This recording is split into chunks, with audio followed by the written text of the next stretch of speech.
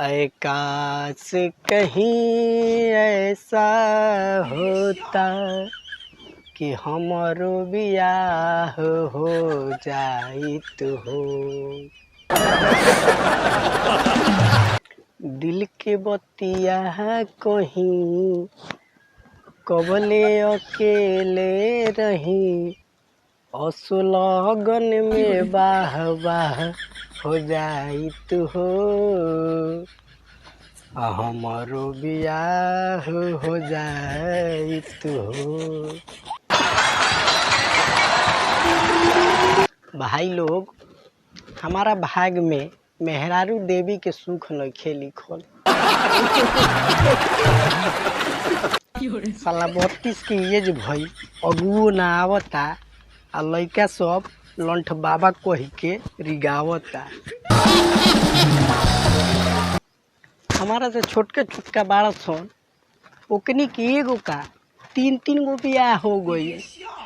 हमार अभी ले खतो नइखे खुलल।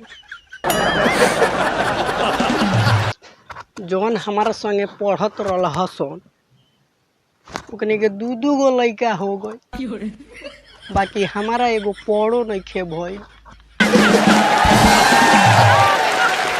तो लइका तोहरे के पापा कहता, यानी मालवा के बेटा हमारा के मामा मामा कहता।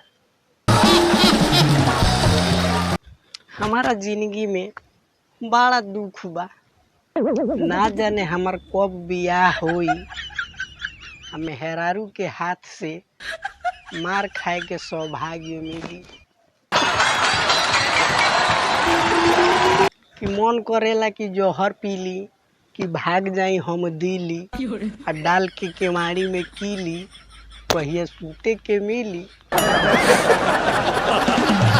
तो हमारा रात भर उन्हिए नइखे लागत, दुनू आँख बंद क के रात भर बिहान करता। अब तो लागता हमरो जवानी जियान होई हो, है जीव के कहिया घीव नेवान हुई हो। बाकी हमारा बाबूजी के तनको बुझाते नइखे, हमारा बारे में तनको सोचते नइखन। अब तो हमार पैंटो बोह जाता। काहे से रबड़ वाला हो ढीला हो गइल बा, यही से बोह जाता। अब तो ये कही उपाय बा कि सोचो तानी बरम बाबा झट से कराई दो सनमवा से हमारा मिलनवा ए राम।